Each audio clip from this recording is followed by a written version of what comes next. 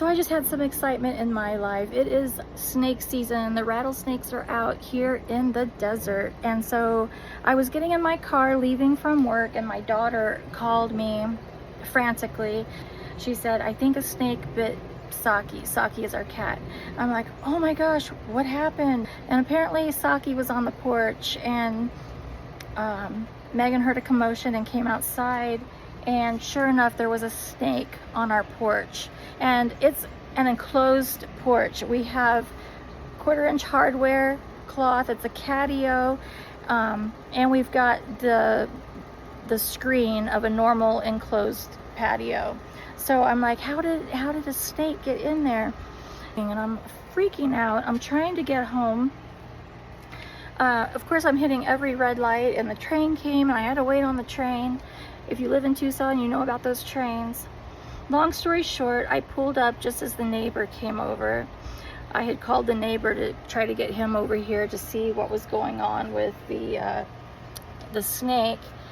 And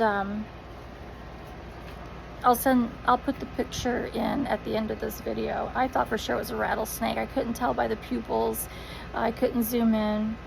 Couldn't really tell by the head. I thought maybe it was a baby one because it didn't have rattles. But the neighbor came over. It was not a rattlesnake, thankfully.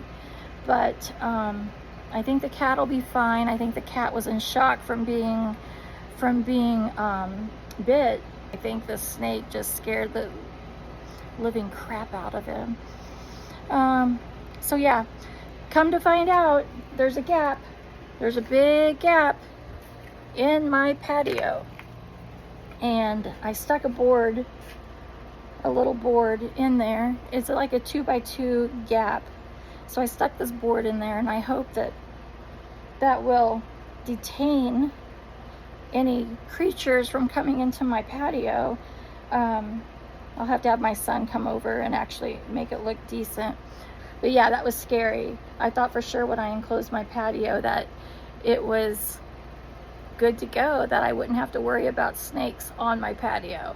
I was wrong. So if you live in the desert here in Arizona, be on the lookout because snakes are out.